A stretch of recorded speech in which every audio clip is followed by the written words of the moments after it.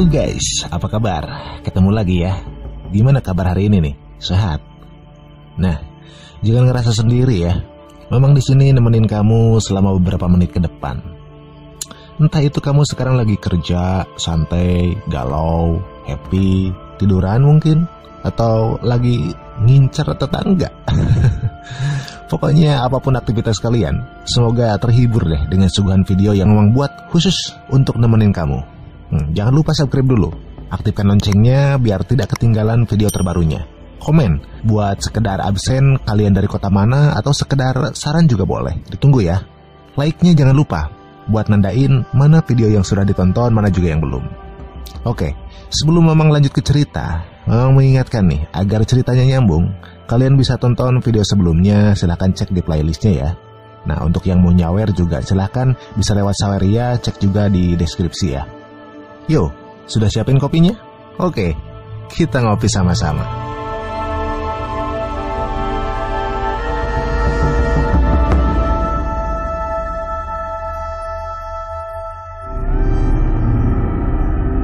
Ini adalah dunia tentang kekuatan.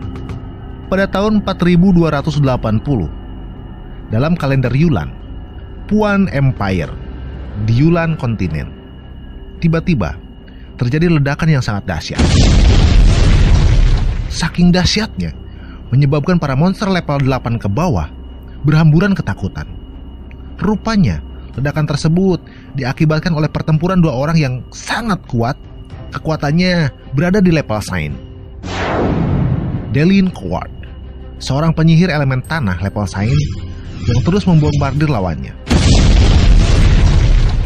Seorang laki-laki tua bernama Hamelin. Rupanya mereka telah melakukan pertarungan selama 3 hari 3 malam. Dan keduanya tak ada yang mau mengalah. Hamelin kembali mengcasting skillnya, bersiap menyerang balik kepada penyihir Delin. Dance of Salamander. Api yang berbentuk 2 naga melesat ke arah Delin Coward. Namun menanggapi itu, Delin hanya tersenyum dan mengcasting skillnya juga, Guardian Armor. Sebuah skill level tinggi yang mampu menahan ganasnya skill Salamander yang dilepaskan oleh Hamelin. Sialan kau Delin, kau seperti kura-kura dalam tempurung. Kau bahkan tak mampu melukaiku, Hamelin. Bahkan kau selalu berkata kau adalah penyihir api terbaik, bukan? Apa hanya segini kemampuanmu? Jangan terlalu sombong kau, sialan. Tiba-tiba di belakang Delin muncul seorang pendekar pedang yang langsung menghunuskan pedangnya ke arah Delin. Scorching Stab. Beruntung Delin menyadari kedatangannya hingga dapat menghindari serangan dadakan itu. Namun tak berhenti di situ saja. Pendekar pedang itu mencoba menyerang Delin dengan pedangnya karena dia tahu kelemahan seorang mage itu adalah serangan jarak dekat. Delin mencoba menyerang balik, namun kecepatan refleks dari pendekar pedang itu lebih cepat darinya hingga dengan mudahnya menghindar. Delin sempat nge-freeze, gak nyangka kalau Hamelin akan meminta bantuan kepada pendekar pedang untuk bisa mengalahkannya. Mencoba berpikir untuk mendapatkan jarak, Delin mengcasting skillnya, teknik rahasia elemen tanah, Heaven Armor. Namun meski skill itu kuat, pendekar pedang itu masih bisa menghindari. Sihirmu lumayan juga, sialan. Namun perbedaan antara sihir dan pedang adalah kecepatan, sialan. Kau terlalu lambat. Delin pun menyadari itu. Lantas dia berpikir untuk mengatur ulang strategi agar bisa mengsummon pelindung untuk mengimbangi kecepatannya. Namun, hal itu disadari oleh Hamelin. Tak membiarkan hal itu terjadi. Dengan cepat Hamelin mengcasting skillnya dari bawah. Delin yang tak bisa menghindar, dia terkena telak serangan api yang dilepaskan oleh Hamelin. Delin yang merasakan panas dari skill api Hamelin mencoba untuk turun ke bawah, namun tiba-tiba dari arah belakang pendekar pedang menyambutnya dengan serangan dengan tujuan untuk tak membuat ruang gerak bagi Delin. Beruntung serangan itu dapat ditahan oleh Delin.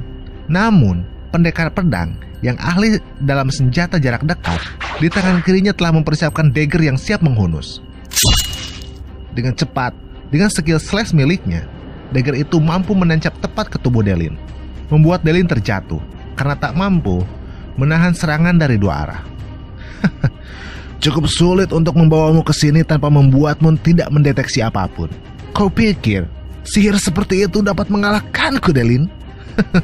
Itu kesalahan terbesarmu. Sialan kau, Hamelin. Kau mengajak orang untuk menyergapku. Kau tak pantas disebut seorang penyihir. Selama aku bisa mengalahkanmu, Delin, apapun akan aku lakukan. Jangan pikir hanya karena kau penyihir tanah lantas mampu mengalahkanku, penyihir api yang sudah level sains selama ratusan tahun. Aku tak akan membunuhmu, sialan. Tapi aku akan menyerap kekuatanmu dan membuatnya menjadi milikku. Sial, aku ceroboh. Jangan meremehkanku, bajingan. Aku memiliki lebih banyak pengalaman darimu, idiot. 100 tahun tak akan membuatmu lebih baik. Walau harus mati, aku tak akan mati di tanganmu, sialan. Kau masih tetap saja sombong, Delin. Wahai bumi, aku percaya kepadamu.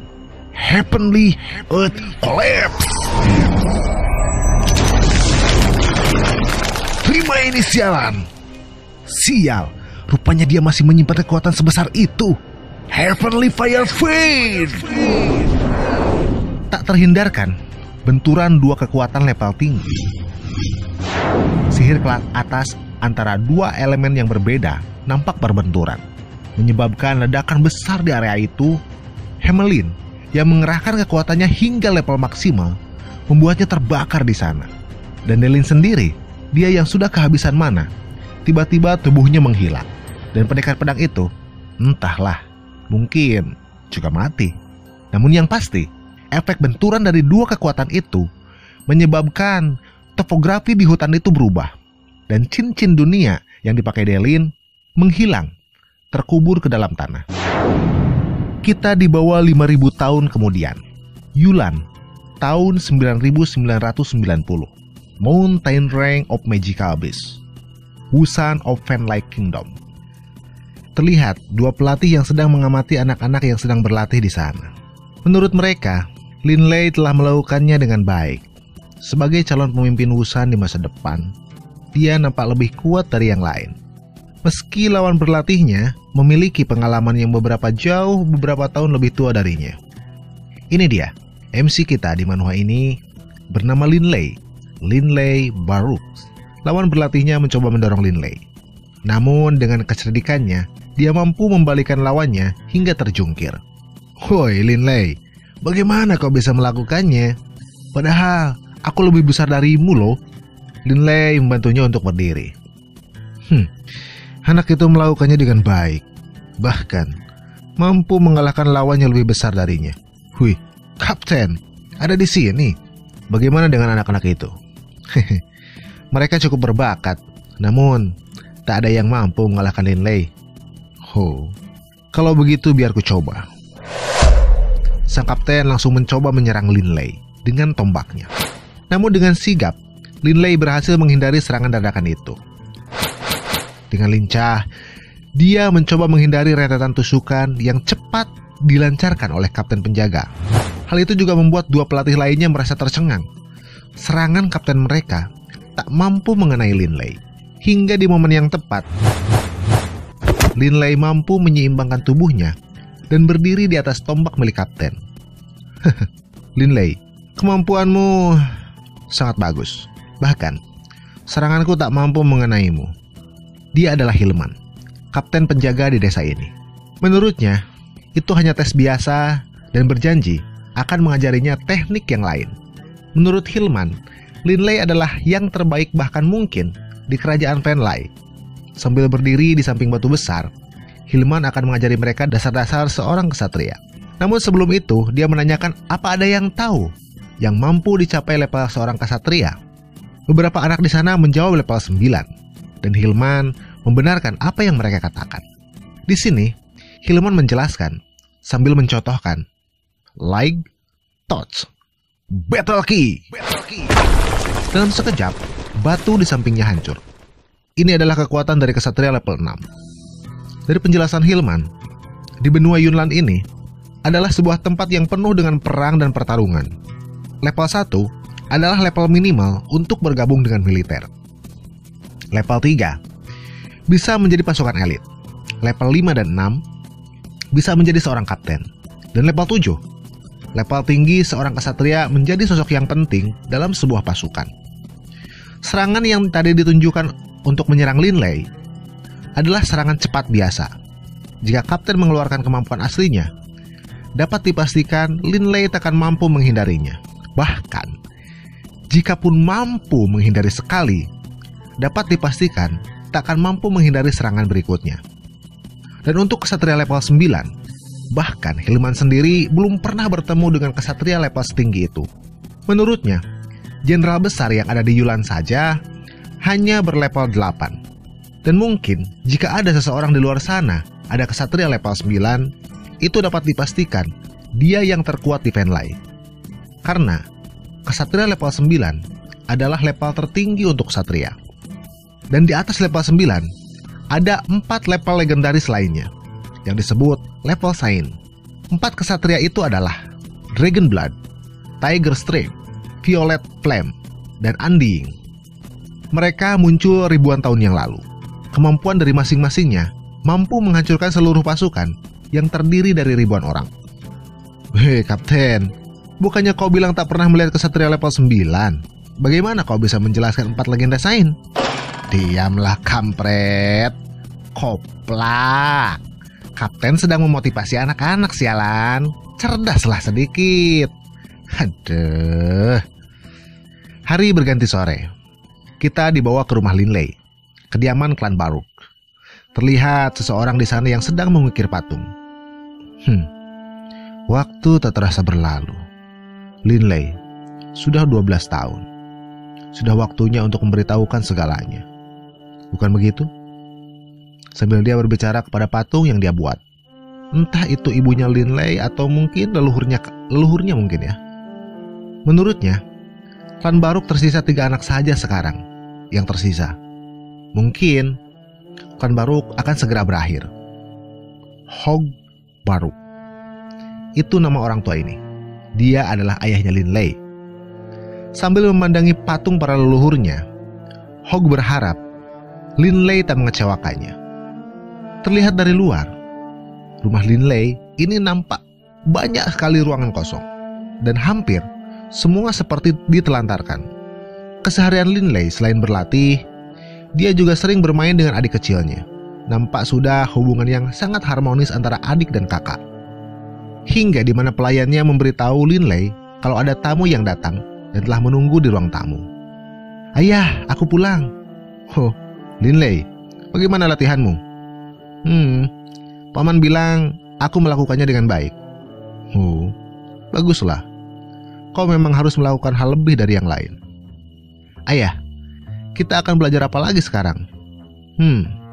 Apa kau masih ingat perbedaan praksi di Yulan? Ulangi lagi itu. Lalu Lin Lei pun menjelaskan. Arah barat di pegunungan Mountain Beast terdapat 12 kerajaan dan 32 adipati. Mereka tergabung dalam 2 aliansi utama. Yang pertama, Holy Union, dengan kerajaan Venlai yang jadi pemimpin. Yang kedua adalah Dark Alliance, dengan kerajaan Heisi yang jadi pemimpinnya. Kedua aliansi ini secara konstan selalu berperang. Yang mengontrolnya adalah Gereja Radian, dan sisi lainnya oleh Persatuan Bayangan. Arah timur dari Mountain Beast terdapat 4 kekaisaran, 6 kerajaan besar, dan adipati yang tak terhitung jumlahnya. 4 kekaisaran ini sangatlah besar, hingga tak tergabung di Holy Union atau di Dark Alliance. Di 4 kekaisaran ini, perintah kaisar adalah absolut. Dan 4 kekaisaran ini setara dengan Holy Union. Oh, bagus. Lalu bagaimana dengan yang lainnya? Namun sebelum Lin Lei melanjutkannya, tiba-tiba tamu yang tadi sudah datang masuk menyusul. Dia bernama Philip, seorang pedagang teman lama dari Hog. Maksud kedatangan Philip ke sini karena undangan dari Hog yang menawarkan patung yang dia simpan. Setelah Hilman membawakannya, rupanya patung itu berukuran cukup besar. Dengan antusias, Philip menawar patung itu seharga 500 gold.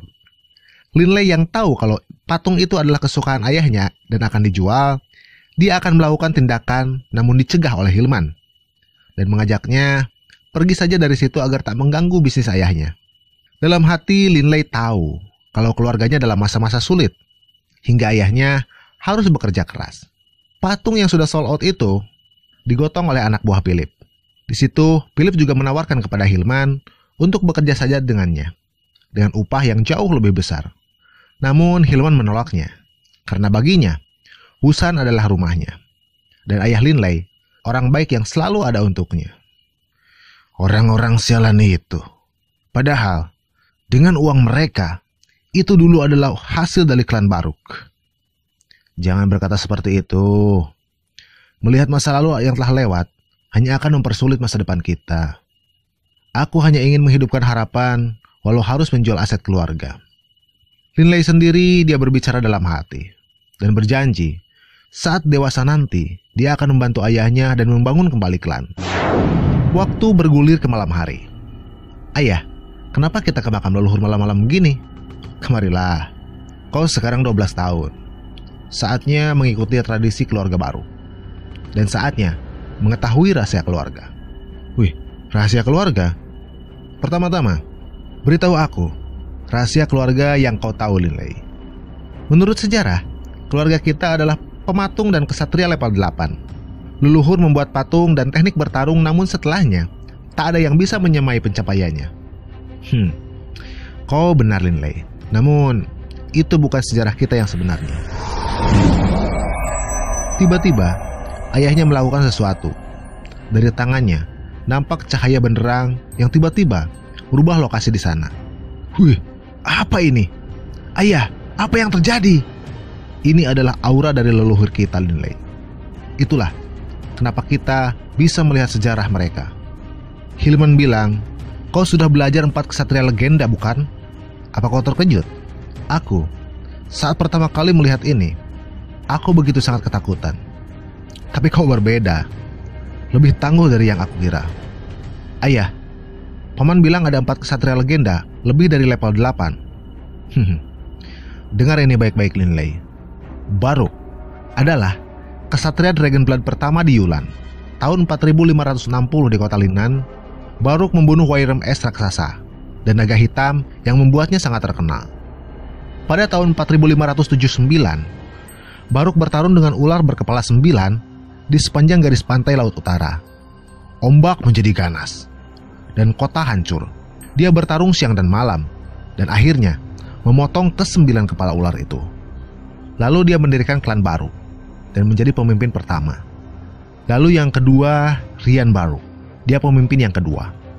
Tahun 5690 di Mountain Range Beast, dia menjinakkan naga emas level 9. Dan dia dikenal sebagai pengendara naga emas.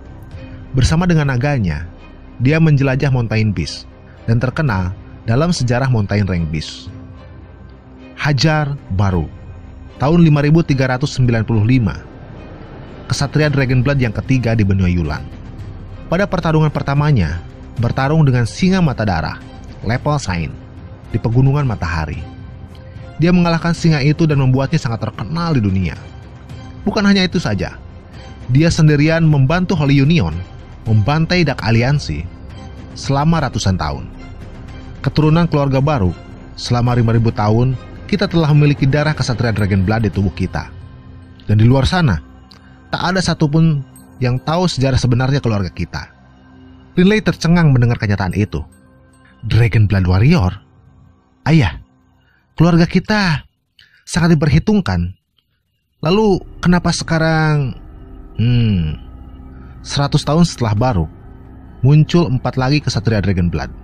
Namun setelah itu tak muncul lagi penerusnya.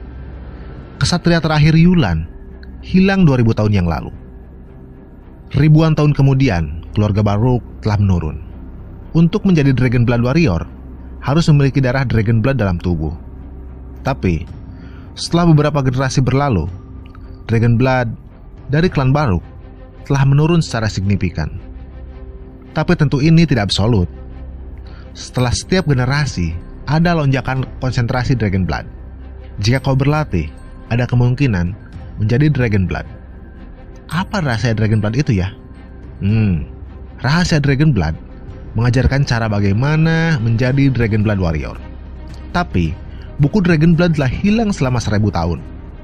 Dalam melindungi keluarga kita harus merahasiakan rahasia Dragon Blood. Aku menaruh kehormatan Dragon Blood kepadamu dan adikmu. Kau sekarang 12 tahun. Aku bisa melihat dengan akurat darah Dragon Blood di tubuhmu. Ini adalah jarum Dragon Blood, item sihir yang sangat kuat. Ini dapat mendeteksi konsentrasi Dragon Bloodmu. Apa kau siap? Lalu dengan hati yang mantap, Linley menjulurkan tangannya. Lalu Hog mengambil sampel darah dari Linley dan melihat reaksinya dari item itu. Tiba-tiba, tanah bergetar, kelima patung menghilang, dan altar kembali seperti semula. Hog yang bersedih tak sengaja menjatuhkan item itu dan mulai bersedih karena semua tak sesuai harapan. Dia pun berlari pergi. Linley sendiri yang memperhatikan benda itu jatuh, mencoba untuk mengambilnya kembali. Tiba-tiba hal tak terduga pun terjadi. Darah yang masih menempel di item pendeteksi itu tiba-tiba bercahaya dan terserap ke cincin yang ada di depannya. Namun, Linley sendiri tak ingin memusingkan semuanya. Meski sedikit penasaran dengan cahaya tadi, namun itu tak digubrisnya. Matanya teralihkan oleh cincin yang ada di sana. Dia coba perhatikan. Menurutnya, cincin ini hanya cincin tanah biasa dan lebih baik untuk menyimpannya saja. Di malam yang sama, di area luar, terlihat kapten dan 2 anggotanya tengah berpatroli malam. Sambil berjalan mereka mengobrol tentang anak didik mereka di desa itu dan tentunya juga Linley yang jadi pusat pembicaraan mereka. Lagi asik-asiknya ngobrol, tiba-tiba perhatian mereka teralihkan oleh sesuatu yang datang dari arah Mountain Range. Wih, apa itu? Itu dari arah pegunungan. Sial, siapapun yang berani mengganggu, kupastikan takkan berakhir dengan baik. Woi, tetap hati-hati. Jangan membahayakan desa. Tetap waspada.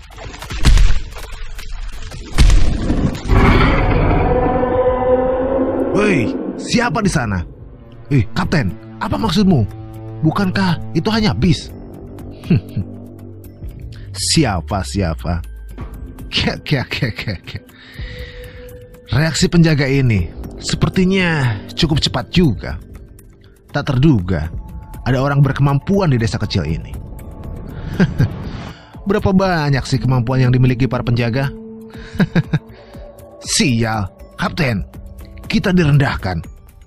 Hei, melihat penampilan kalian, apa kalian tentara bayaran, ha?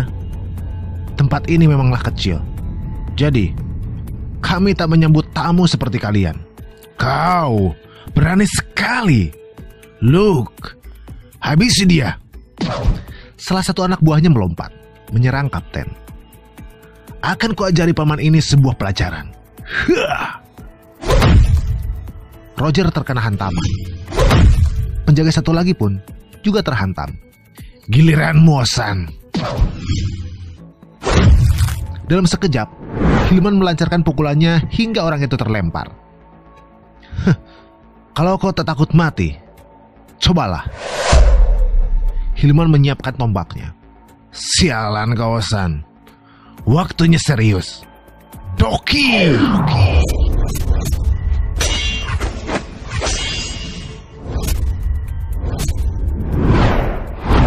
Nampak, peraduan 2 kekuatan membuat mereka berdua mundur. Sialan, bagaimana bisa? Hei kalian, berhenti. Aku menyadari kekuatanmu. Dan kita juga dari awal tak punya masalah. Kenapa tak berhenti saja? Lagi pula, kami di sini hanya ingin beristirahat. Maaf, Wusan tak bisa menerima kalian. Tiba-tiba,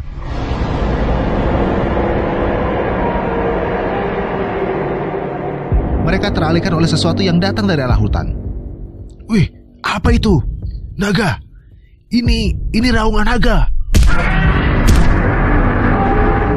Nampak naga merah raksasa telah muncul dari rimbunan hutan.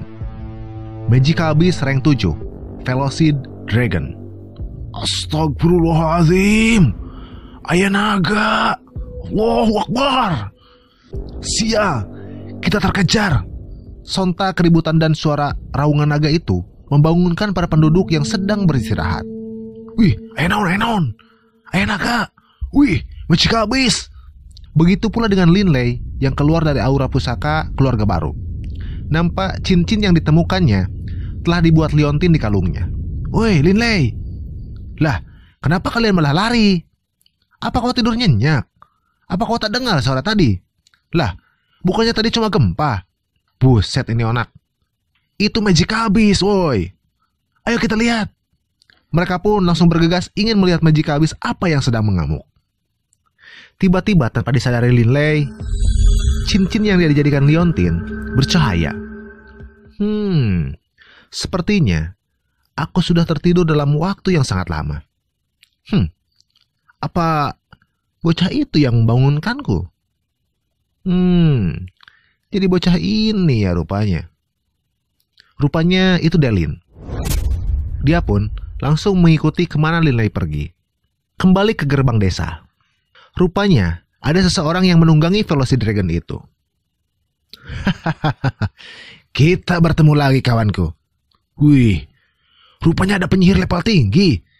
Diam kau brengsek. Jangan memancingnya. Kalian tak akan bisa kabur kali ini. Benarkah? Segera hentikan dan serahkan item itu sekarang. Item ini ya? Libero Shadow Diamond. Berharga 1000 koin emas. Ini bisa digunakan sebagai inti senjata. Kalau dilengkapi di peralatan sihir, ini bisa digunakan untuk meningkatkan atau memperpendek waktu casting. Benar sekali. Libero Kristal. Ini jangan-jangan yang legendary. Kau bukan hanya menolak, tapi juga bersembunyi. Apa kau mau merasakan kemarahanku, ha? Bukan kami tak ingin pertukaran, tapi orang bodoh mana yang akan melawan penyihir level tinggi? Kau hanya menghargai ini 100 koin emas. Itu sesuatu yang gak adil. Wih, mahal sekali. Tutup mulutmu sialan. Serahkan padaku. Kapten, jangan menerima tawaran itu. Woi, penyihir. Kami tak menerima penawaran ini. Aku, klan Cailei dari Venlai. Sebuah serangan api tiba-tiba menghantam kapten tentara bayaran. Douki Armor. Lumayan juga kau. Kami melakukan ini karena kami tak mau bermasalah. Apa kau pikir kami takut, ha? Kalau begitu, kita putuskan ini dengan pertarungan. Fire Magic. Velocity Dragon menyemburkan apinya. Woi, awas! Para tentara bayaran itu melompat dan langsung mengatur posisi. Formasi Holy Water. Dua mage mencoba menghantarkan serangan ke arah Velocity Dragon. Bagus, lumpuhkan dia. Kapten tentara bayaran melompat dan langsung menghancurkan pos penjaga desa. Flying Kick. Serpihan reruntuhan pos ditendang ke arah penyihir itu. Wah, sialan. Serangan macam apa itu? Aku kembalikan padamu. Kibasan ekor Velocity Dragon menghantarkan kembali serpihan-serpihan reruntuhan pos ke arah kapten tentara bayaran. Api berkobar di area pertarungan. Penduduk yang ada di area sekitar mencoba untuk menyelamatkan diri. Semua, dengar. Mengungsilah ke pusat desa. Berkatilah kami dengan Ice Battle Armor. Lalu para mage pun mengcasting skillnya. Ice Armor. Mereka mencoba menyerang dari berbagai arah. Sial. Jangan sangka ini berhasil, sialan. Sial. Rupanya kalian sudah bosan hidup ya. Berpindah ke posisi Hilman. Dia sedang melihat beberapa rumah penduduk di sana yang dekat dengan area pertempuran hancur terbakar api. Kekuatan ini terlalu mengerikan. Kapten, apa yang harus kita lakukan? Cepat, selamatkan para penduduk. Bawa mereka ke pusat desa. Dan cepat beritahu Lord. Di sisi lain, Linley dan kawan-kawan malah maju ke area pertempuran. Woi, Linley, cepat-cepat. Kita bisa melihat magical beast level tinggi. Yang ada di area sekitar kita cuma rank 4. Namun mereka bertemu dengan para warga yang berlari berlawan arah. Woi, kenapa kalian di sini? Cepat kembali anak-anak.